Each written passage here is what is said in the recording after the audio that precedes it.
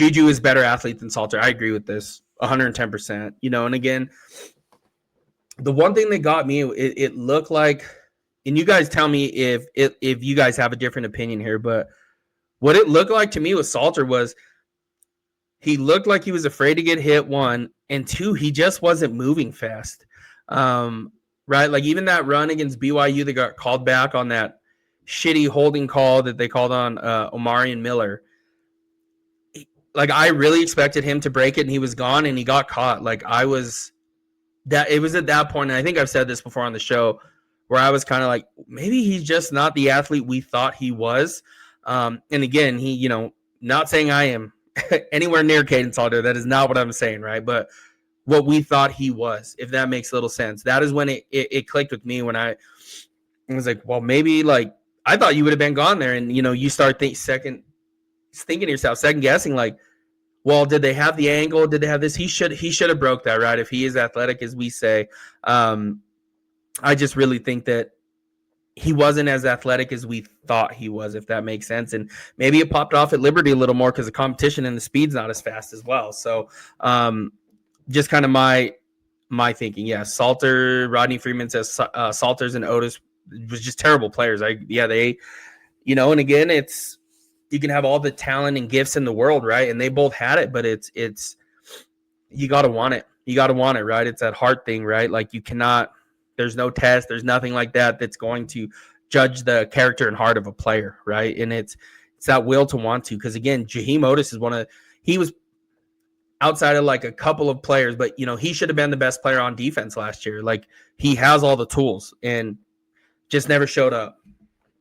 Yeah, Darren Jennings, and this offense has all elements similar to Kiffin offense. I love Kiffin. Yeah, I love watching Lane Kiffin's offense as well, and I like him. I think he's cool. He's grown on me, I should say. But I do like watching his offenses. They are always really, really, really good. So I'm a big fan of Lane Kiffin. So, and I'm very interested to see what happens at LSU with him. DJ Lagway's in the portal, right? He's going to be entering the portal, right? It almost seems like a match made in heaven, those two. I am like 99.9999% sure that he is going to end up at LSU. That just feels too perfect, in my opinion.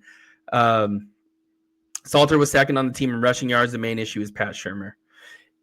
Yeah, so here's my thing with that. What I really think needs to happen, though, is they got to let one of these running backs get into a groove. The running back by committee, right? We used to think 2 running backs, maybe 3. They're putting in 4 or 5 different running backs in a game when all healthy. Like, you're not going to get into a groove at any point during that game. I think they're going to have to pick one and get rolling. Like, to be completely honest with you guys, like, you got to let a running back get into the groove. You got to let him get hit a couple times. That whole wearing down a defense and getting stronger with each carry. And Colorado hasn't had that, and I think that is what they need to do. I do know you need 2 really good running backs in this offense, sometimes even 3. So, yeah, we'll see what they do with that, but I would love to see just a running back get like 20, 25 carries in a game. I mean, I would be thrilled with it, to be quite honest.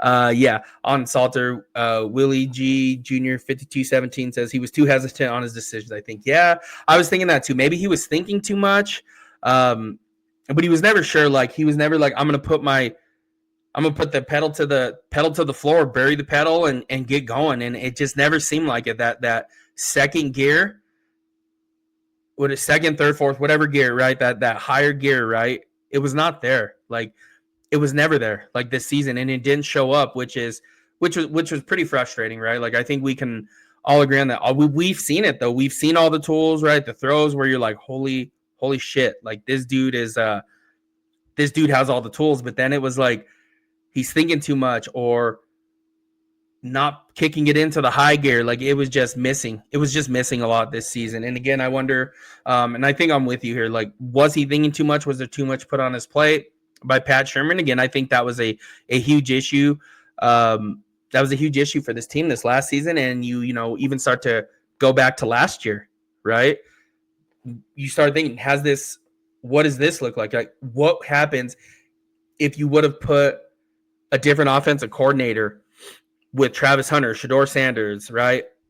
You know, LeJontay Wester, our guy Jimmy Horn, like all of them dudes. Like, what happens if you would have put that?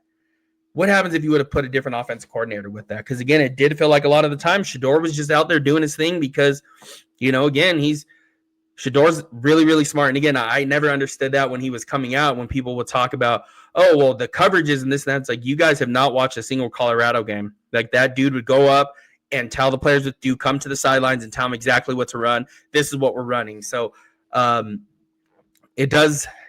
I am curious to see what would have happened. You know, I am curious to see what would have happened with the different offense coordinator, though.